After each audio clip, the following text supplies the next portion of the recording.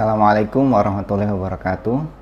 Selamat pagi, siang, atau malam di mana saja Anda berada. Jadi pada video kali ini kita akan membahas terkait dengan CFD atau Computational Fluid Dynamics, di mana ini adalah merupakan mata kuliah yang diajarkan di Teknik Mesin UGM ya.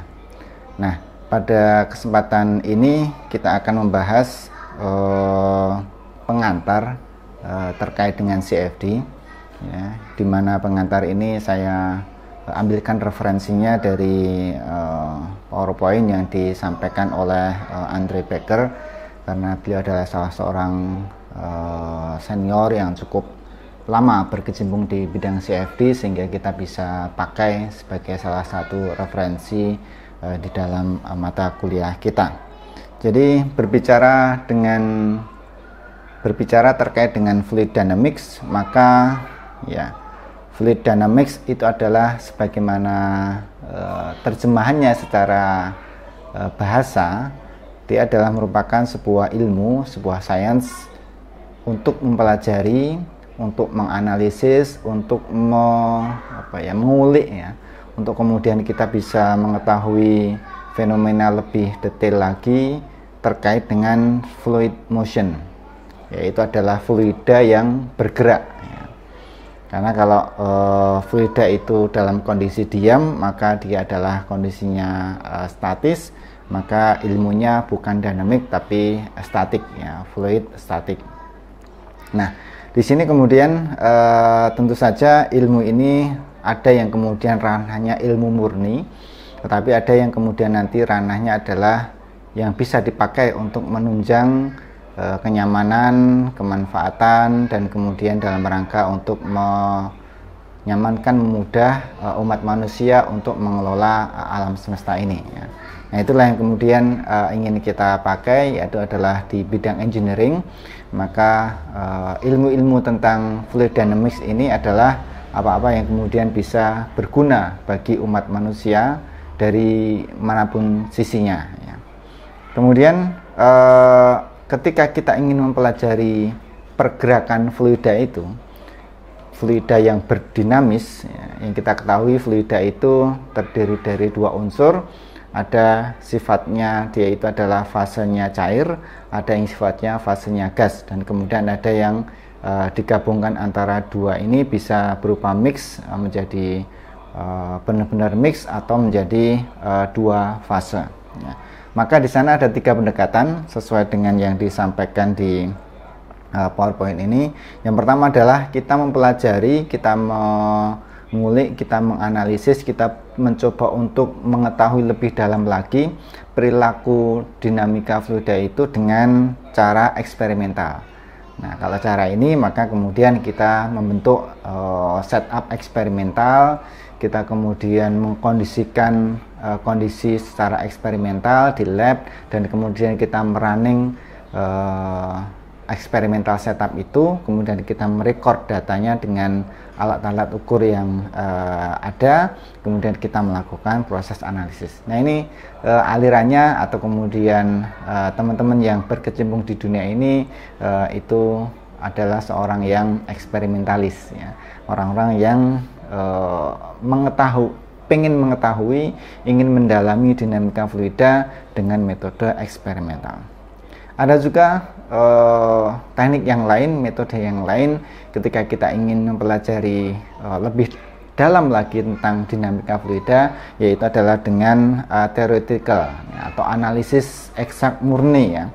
Jadi ini kemudian biasanya amat kental dengan nuansa matematis dan fisiknya, sehingga ini diselesaikan di atas kertas dan di alam pikiran.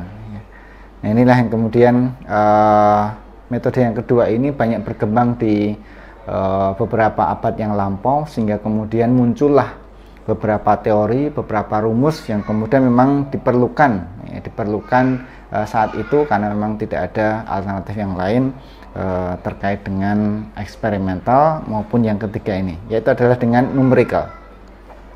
Jadi pendekatan yang ketiga bukan eksperimental, kita membuat alatnya secara real di dunia nyata, bukan pula kita menyelesaikan secara eksak, analitis, teoretikal, tetapi kemudian kita melakukan pendekatan dengan numerik, yaitu adalah dengan menggunakan computational fluid dynamics.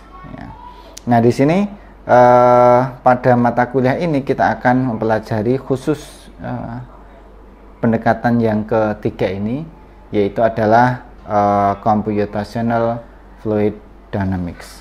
Nah, oleh karena itu kita akan pada kuliah yang singkat ini ya, di pertemuan pertama ini kita akan memperkenalkan topik di CFD ini dengan sedikit bercerita tentang mungkin sedikit sejarah penemuan dan kemudian overview dari CFD itu, sehingga harapannya dengan pembahasan ini kita bisa mengenal utuh ya, bisa mengenal utuh apa-apa yang terkait dengan CFD ini. Nah, sebagai pengantar, maka sebenarnya ilmu-ilmu terkait dengan fluida ini adalah merupakan ilmu yang cukup tua, sangat tua ya. Jadi kita bisa menemukan berbagai macam peninggalan kuno itu amat sangat kental nuansa dinamika fluidanya. Misalkan ini adalah sebuah kanal atau kemudian aqueduct dan lain sebagainya, itu bisa ditemukan ya, mulai dari before Christ, ini BC tahun 287 212. Ini sudah ditemukan bagaimana Archimedes itu menginisiasi statika mekanik, hidrostatik, dan pyknometri ya, yaitu adalah how to measure, bagaimana cara mengukur densitas dan volume dari suatu objek. Ini luar biasa ya. Jadi Archimedes ini saya kira seorang ilmuwan yang sangat dikenal, menjadi pilar pondasi bangunan ilmu modern terkait dengan fluida saat ini. Demikian juga Archimedes ya, menemukan beberapa penemuan-penemuan yang lainnya terkait dengan mekanika fluida. Itu adalah misalkan ini ada water screw ya, bagaimana kemudian dia bisa mengirim air water dari tempat yang rendah ke tempat yang tinggi. Kalau natural kan air mengalir dari tempat yang tinggi menuju ke tempat yang rendah. Nah, ini dengan adanya teknologi mekanika fluida dan dinamika fluida, maka kemudian air itu kemudian bisa dikirim ke tempat yang lebih tinggi dengan metode yang sangat sederhana, yaitu adalah dengan water screw ya. Jadi airnya kemudian diputar, akhirnya bisa keluar ke tempat yang tinggi. Ini adalah penemuan sederhana tetapi amat sangat berguna yang bisa mengubah bahkan kehidupan umat manusia saat itu menjadi lebih nyaman, lebih maju lagi. Demikian juga misalkan Leonardo da Vinci dari Italia itu menemukan berbagai macam hal terkait dengan fluida ini. Misalkan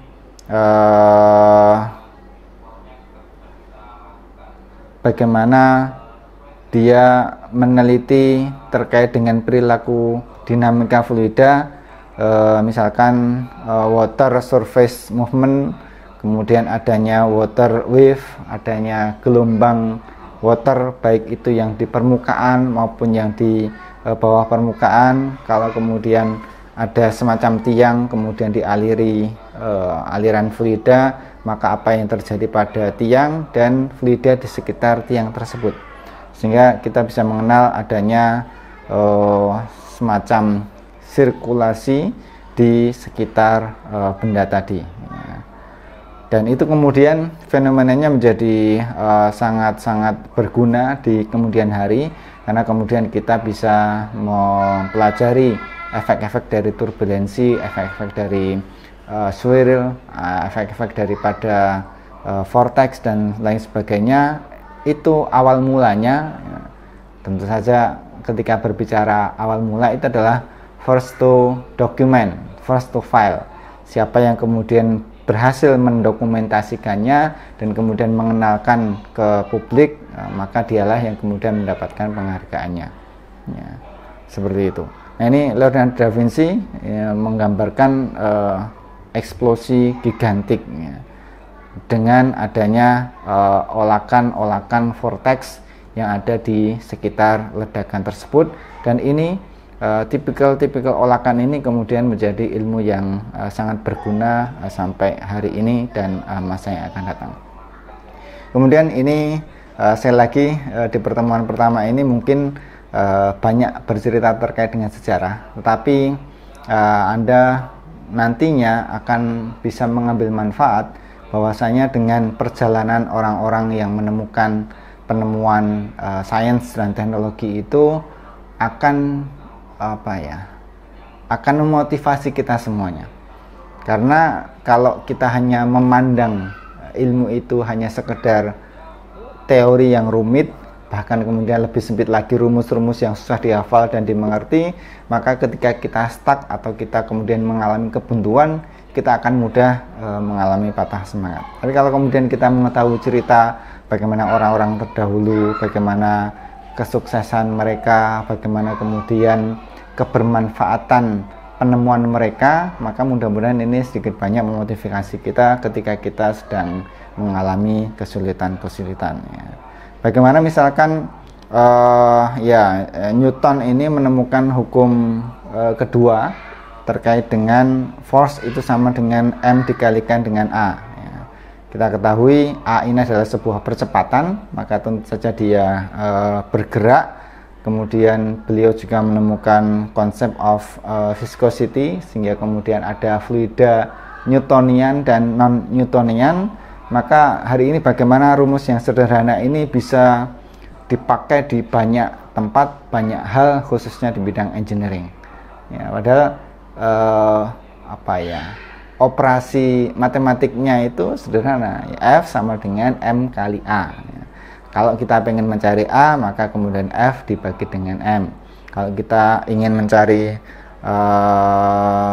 yang lainnya, tinggal kemudian disubstitusi secara matematis ya. Nah, ini kemudian ditemukan oleh Newton yang gambarnya ada di atas ini ya. Oke. Kemudian waktu melesat bagaikan peluru, itu tadi abad-abad ke 17, 16, 15 bahkan sebelumnya, maka sekarang kita tiba pada abad yang ke-18 atau ke-19. Nah, maka di sini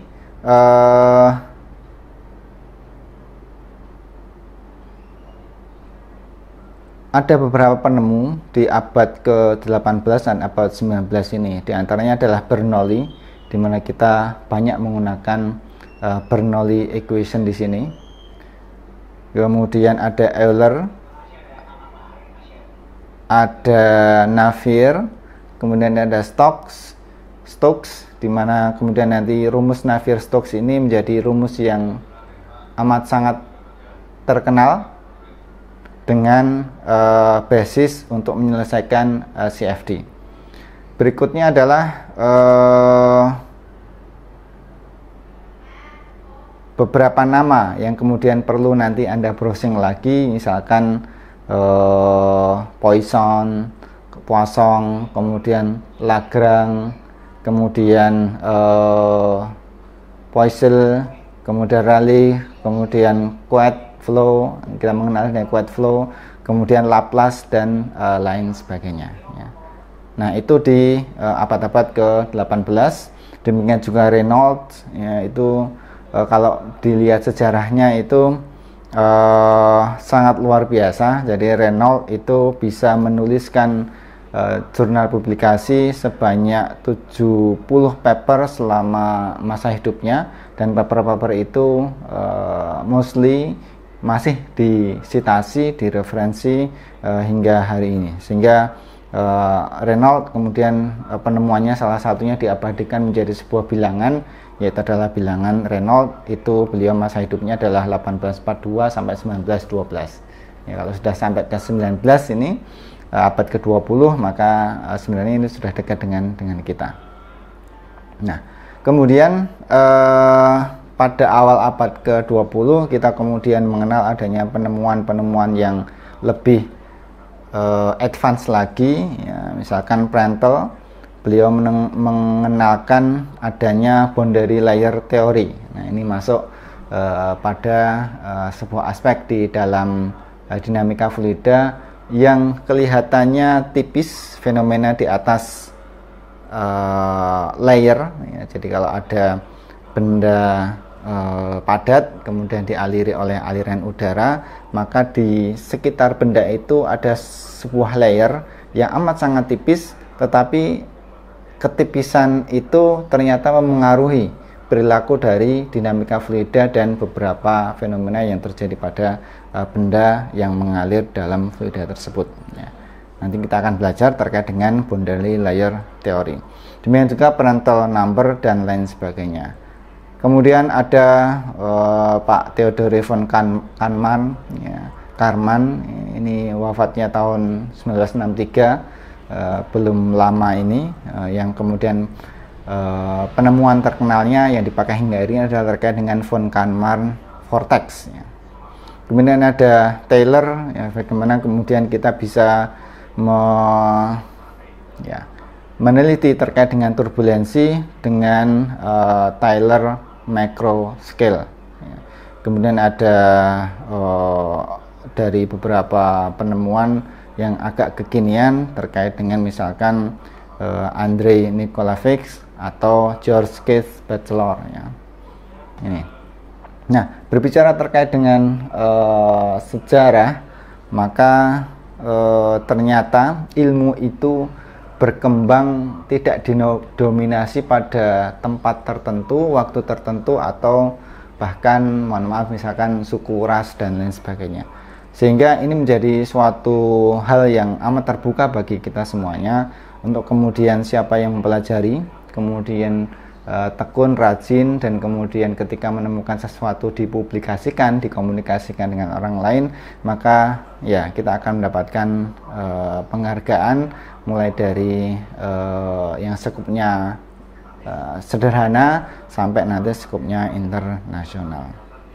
Berikutnya adalah di tahun-tahun 1930-an sampai 1950-an ada penelitian fenomena di sekitar silinder, yang kemudian publikasinya banyak disitasi. Itu adalah misalkan flow path circular cylinder at low speed. Ya. Demikian juga Kawaguchi menemukan solusi numerik, ya, dengan menggunakan desk kalkulator. Jadi kan kita ingat di masa-masa itu PC masih amat sangat sederhana, ya. Dan kemudian dengan menggunakan kalkulator meja itu kemudian bisa menyelesaikan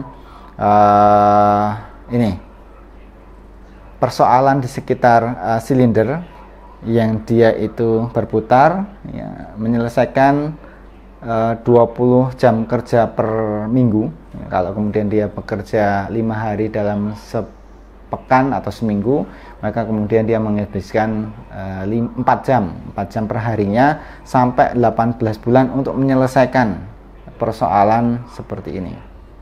Nah, bisa Anda bayangkan di masa-masa itu, ya. Kalau hari ini mungkin dengan software CFD yang ada, ini hitungannya bukan hanya jam tapi kadang menit, tergantung dengan kecepatan hardware yang dipakai, ya. Kemudian lanjut lagi di tahun 60-an, 70 tahunan mungkin, ini era siapa ini? Bapak kita mungkin, ya.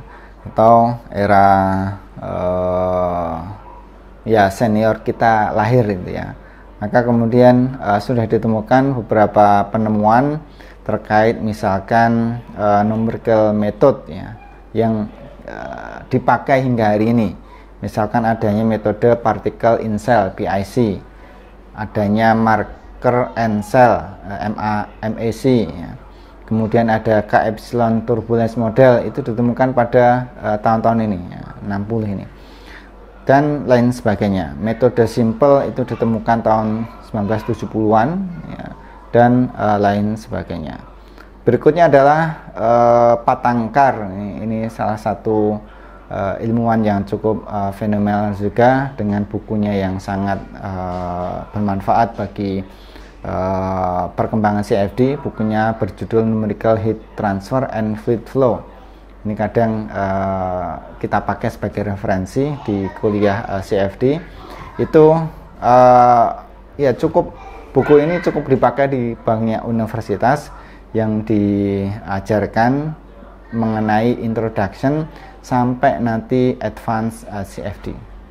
Nah, kemudian di tahun 80-90-an maka berkembanglah mulai teknologi komputer mulai berkembang, teknologi numerik juga mengikuti. Maka kemudian di abad atau di tahun-tahun ini 80-an 90-an maka berkembanglah paket komersial software yang kemudian dilempar ke pasaran, baik bagi usernya itu adalah akademik maupun usernya adalah industri. Maka di tahun-tahun ini karena perkembangan komputer begitu pesat, perkembangan elektronik begitu juga amat sangat pesat, perkembangan hardware komputasi juga berkembang dengan pesat, maka kemudian yang dulunya perkembangan ilmu numerik itu mengalami keterbatasan atas hardware yang ada, maka kemudian ini juga menemukan semacam solusinya ya. Sehingga kemudian kita mengenal berbagai macam paket software komersial yang ada saat itu, dan beberapanya masih bertahan hingga di tahun 2021 ini. Fluent saat itu mulai melejit ya, sekarang kemudian diakuisisi bergabung dengan ANSYS. Dan masa itu ini dikembangkan oleh UK dan US. Kemudian di US juga ada VDAP, ada Polyflow, kemudian Phoenix, Star CD ini juga sudah mulai berkembang. ANSYS CFX itu dulunya perusahaan tersendiri, sekarang mengakuisisi ya, Fluent dan beberapa perusahaan yang lainnya. Sampai ada Cryo ya, jadi CRYW ya di Jepang. Anda nanti bisa melihat di cfdreview.com ini terkait dengan beberapa paket software itu. Nah, itu pengantar secara historical ya. Jadi mudah-mudahan pengantar yang secara historical ini bisa memicu rasa keingintahuan kita. Ternyata ilmu ini berkembang begitu rupa ya. Kemudian kalau kita memiliki keyakinan agar kita itu semakin bermanfaat bagi orang lain, maka ya kita harus kemudian mengusahakan kebermanfaatan itu dengan kerja-kerja yang lebih tekun, lebih cerdas lagi. Untuk selanjutnya di sini kita akan membahas bahasan apa itu computational fluid dynamics ya. Meskipun rata-rata di antara kita secara global sudah mengetahuinya, maka tidak ada salahnya kita mengulang kembali pemahaman terkait dengan apa itu computational fluid dynamics ya. Jadi CFD itu sebenarnya adalah merupakan sebuah ilmu, sebuah science of predicting fluid flow ya.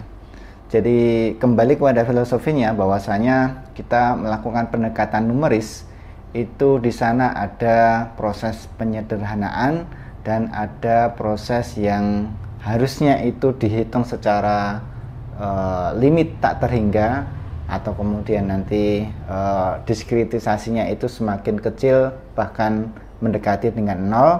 Itu tidak diselesaikan secara eksak tetapi diselesaikan dengan metode numeris, maka tentu saja hasilnya tidak bisa kita katakan sebagai hasil yang eksak murni atau analitis murni, tetapi ini dikategorikan sebagai prediksi. Walaupun prediksi, kalau kemudian tingkat akurasinya sangat tinggi, maka itu bisa amat sangat mendekati dengan kenyataan yang ada, sehingga nanti tinggal kita men-setting tingkat acceptability, kediterima tingkat errornya itu berapa. Nah, ketika kita sudah melewati batas errornya itu, misalkan yang diterima 10%, errornya maksimal. Maka kalau sudah 9%, 8% atau 5% errornya, antara hasil hitungan komputasi dengan ukuran measurement di alam nyatanya, maka hasilnya sudah bisa kita terima.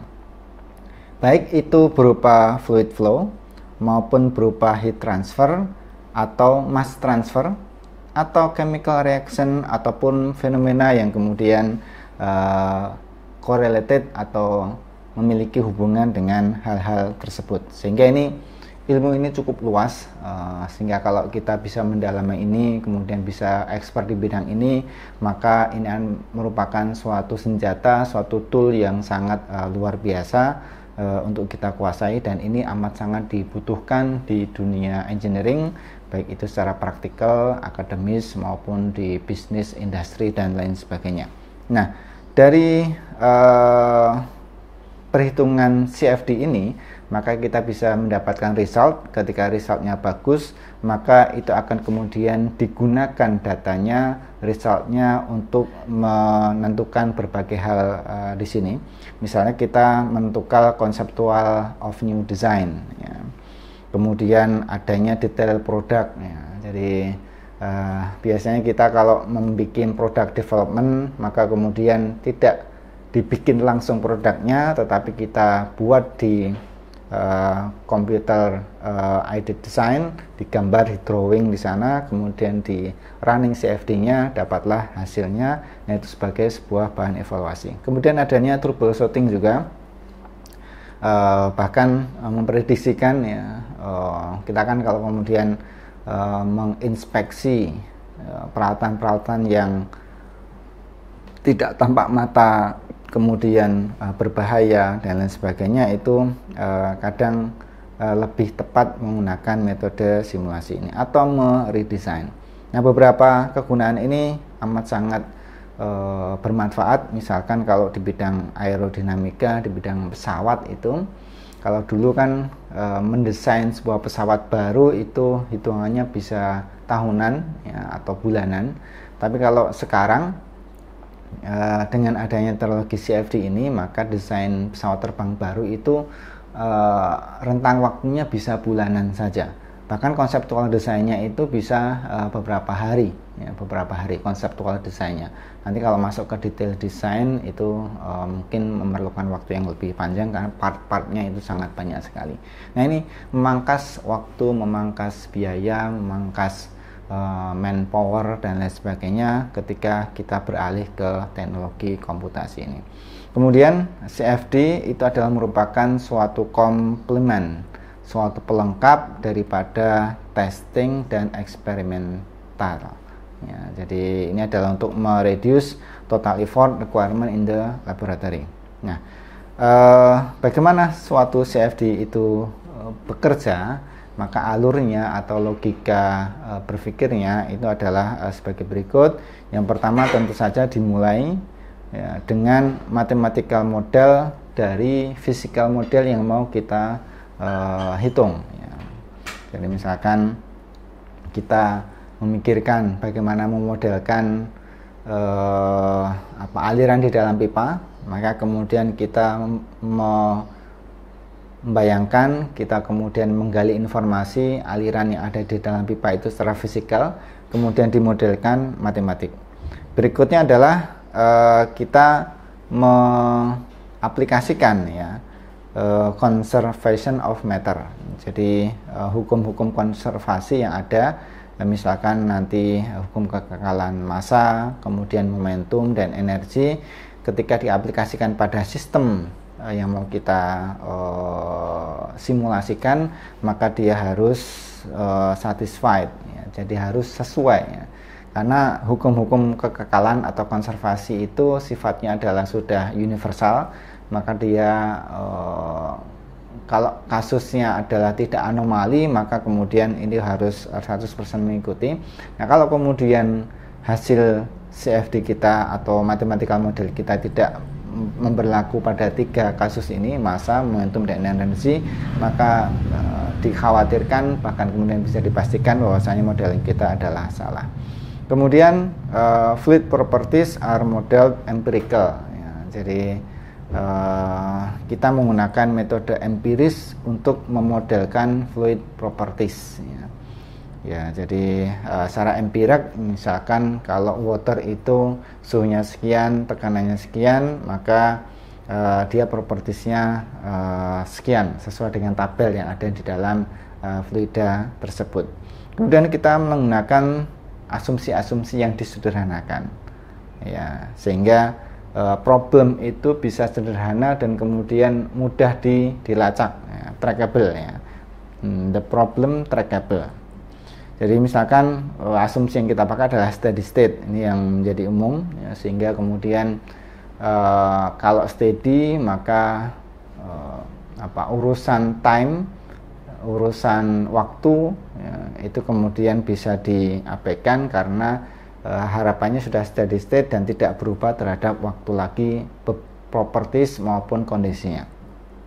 Demikian juga kalau terkait dengan fluida, yang kita pastikan bahwasanya kalau di alam nyata fluida ini tergolong fluida kompresibel karena bisa dimampatkan, bisa dikompresi. Tetapi kalau konsekuensinya kalau itu dimampatkan, dikompresi, itu sangat fluktuatif dan sangat dinamis sekali, ya. Perubahan suhu sedikit akan mengubah densitasnya. Perubahan pressure sedikit akan kemudian mengubah densitasnya. Kalau itu kemudian diikuti secara ideal, maka ini menjadi hitungannya menjadi rumit. Maka kemudian untuk menyederhanakan digunakanlah yang incompressible.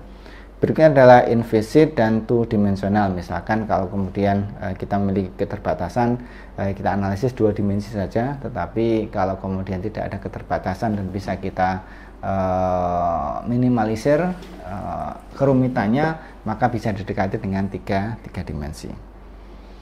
Dan boundary, kita kemudian mengaplikasikan initial dan boundary condition. Initial kondisinya seperti apa, kemudian kondisi batasnya itu seperti apa, kita aplikasikan pada model yang ingin kita simulasikan.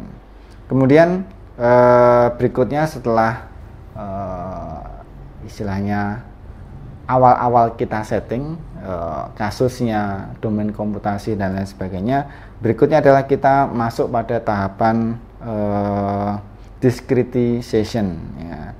Discretization, maka kemudian keseluruhan domain komputasi itu artinya bagian-bagian yang masuk pada sistem komputasi kita itu kemudian kita diskretisasi, ya. Nanti kita akan belajar bagaimana mendiskretisasi, sehingga kemudian kita dari konsekuensi dari diskretisasi filosofi itu kemudian kita menerapkan persamaan-persamaan yang disesuaikan ketika sudah menjadi diskret tadi, ya. Kemudian setelah didiskret, maka kita mendapatkan di running, kemudian rumus, kasus, dan kondisinya sudah mulai didiskret dan kemudian bisa di running dengan berbagai macam tahap dan berbagai macam iterasi. Ketika sudah konvergen, maka kita mendapatkan hasil atau solusinya.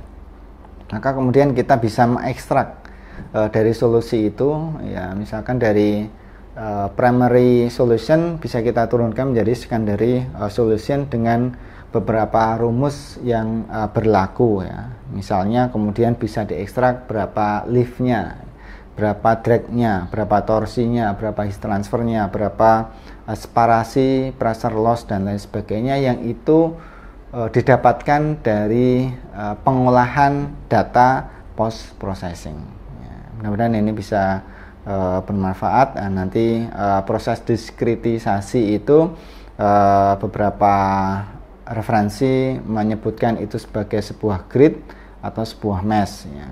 Jadi diskretisasi itu proses pemecahan, ya, dari domain itu kemudian dipecah-pecah menjadi bagian-bagian yang terhingga bisa dihitung, ya. Walaupun banyak juta, 2 juta, 1 miliar, triliun dan lain sebagainya, selama bisa dihitung, maka itulah proses diskritisasi dengan setting kontrol volume atau sel. Kemudian setelah didiskritisasi menjadi beberapa grid atau beberapa mesh, maka kemudian equation dari massa, momentum, energi itu diaplikasikan pada tiap-tiap mesh itu, kemudian dijalankan secara simultan, secara iteratif sampai ke hasil yang dituju. Nah, kalau prosesnya iteratif, maka kemudian kita setting iterasi selanjutnya dibandingkan dengan iterasi sebelumnya itu perbedaannya seberapa. Kalau kemudian dia sudah menuju ke titik konvergen, maka berarti perhitungan itu bisa kita terima menjadi sebuah hasil. Nah, ini salah satu contoh, misalkan ini adalah finite volume method ya, yang dipakai di ANSYS Fluent. Domain komputasi itu kita bagi menjadi volume tertentu, kita kontrol menjadilah kontrol volume, kemudian kita aplikasikan persoalan-persoalan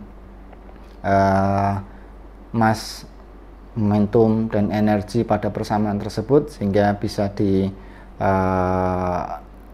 dilihat semacam rumus general seperti ini ya. Jadi kalau rumusnya sudah general, maka kita bisa melihat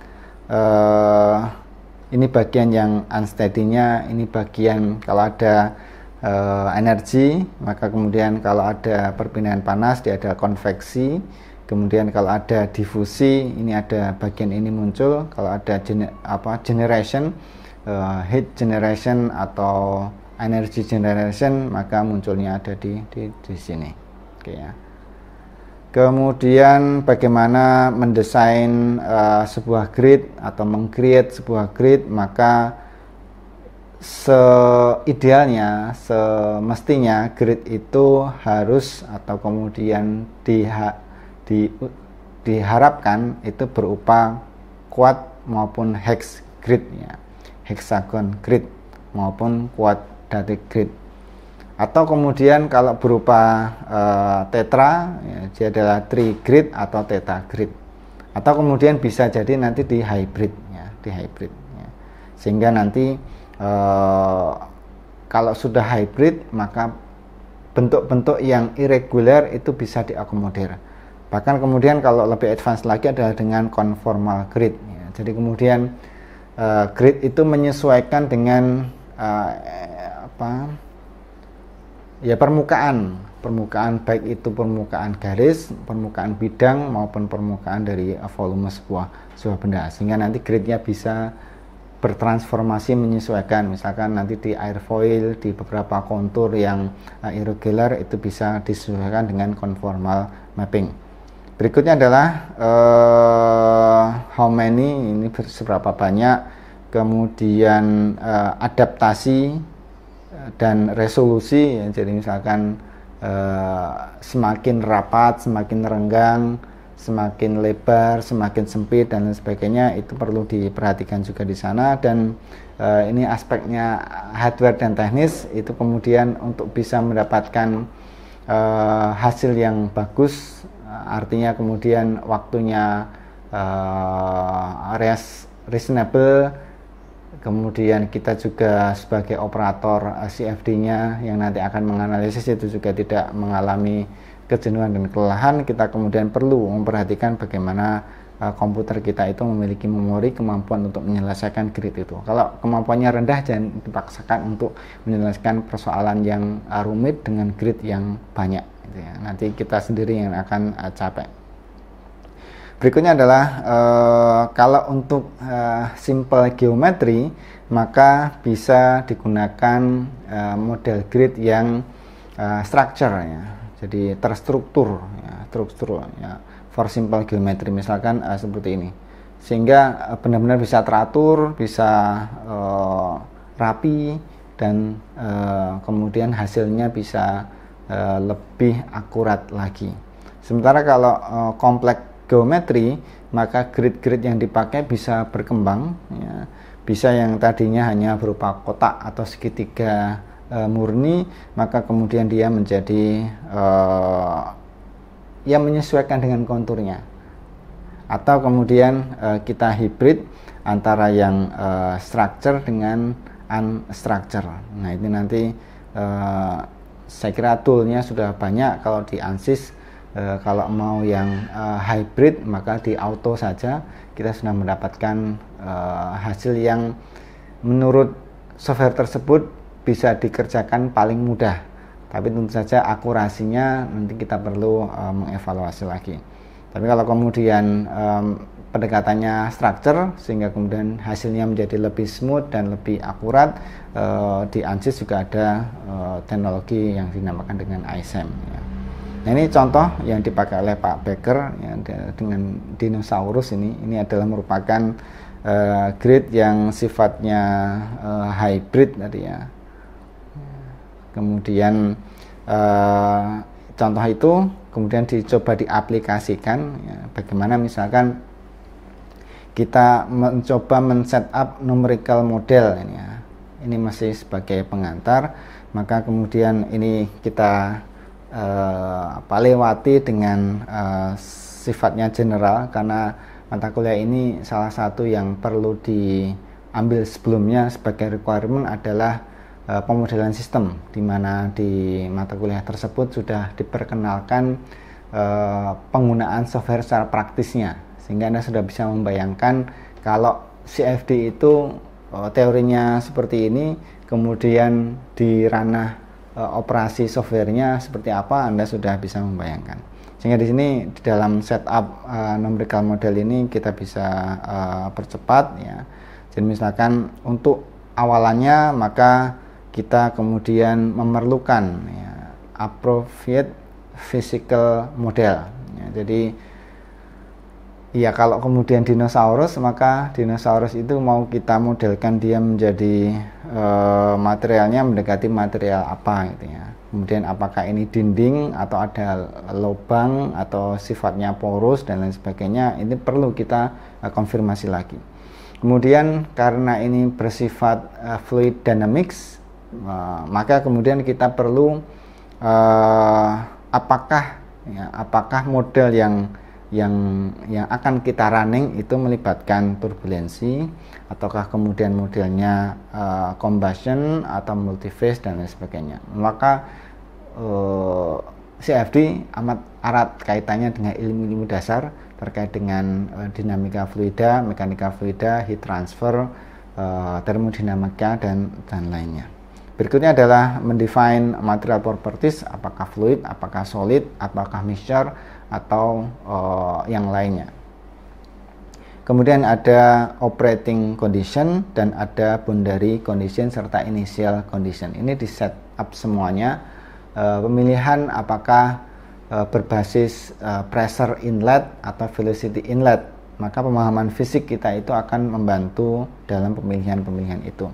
Terakhir atau sebelum terakhir kita tentukan solvernya dulu. Kemudian terakhir adalah terkait dengan convergence monitor. Ya. Setelah itu semuanya disiapkan, maka kemudian kita masuk pada proses komputasi. Ya. Maka pada proses komputasi itu sebenarnya yang terjadi adalah persamaan-persamaan itu diaplikasikan pada masing-masing grid. Ya. Pada masing-masing grid, kemudian pada masing-masing step size-nya, ya. Kalau kemudian kita berbicara dengan space, ruang, maka dia adalah dx, dy, atau dz. Kalau kemudian dia berbicara tentang unsteady atau melibatkan fungsi waktu, maka dia kemudian dt, ya, time step, sehingga dia adalah kondisinya unsteady. Maka kemudian setelah itu dihitung, kemudian dihitung untuk iterasi yang pertama. Prosesnya adalah iterasi pertama. Kemudian apakah iterasi yang pertama ini hasilnya sudah mendekati dengan hasil yang diinginkan atau belum, maka kemudian diketahui dengan beberapa macam metode, diantaranya adalah dengan men-setting errornya, kalau belum, atau men-setting residualnya, kalau belum diiterasikan berikutnya sampai nanti dia adalah convergent. Convergent itu adalah menuju pada satu titik yang dituju, dan ini adalah titik yang sesuai dengan hasil yang nanti terjadi di physical fenomenanya sama ya. Sehingga kalau sudah konvergen tidak berubah-ubah lagi, maka kita bisa men-stop ya. Jadi konvergen ini tercapai apabila change in solution variable dari iterasi pertama ke iterasi berikutnya itu sangat kecil atau bisa diabaikan. Sehingga kalau misalkan kita men-setting 10 pangkat minus 3 untuk change solution variabelnya, misalkan ini di momentumnya, atau ini di energinya, atau ini di mass balance-nya, maka kalau sudah mencapai ini bahkan lebih rendah lagi, maka berarti itu sudah konvergen ya. Kemudian residual provide a mechanism to help monitor this trend ya. Jadi ini grafik residual itu adalah memonitor apakah dia sudah mendekati konvergen atau belum ya. Karena bisa jadi kalau waktu hitungnya itu bisa berjam-jam, kalau tidak dimonitor nanti tiwas atau apa.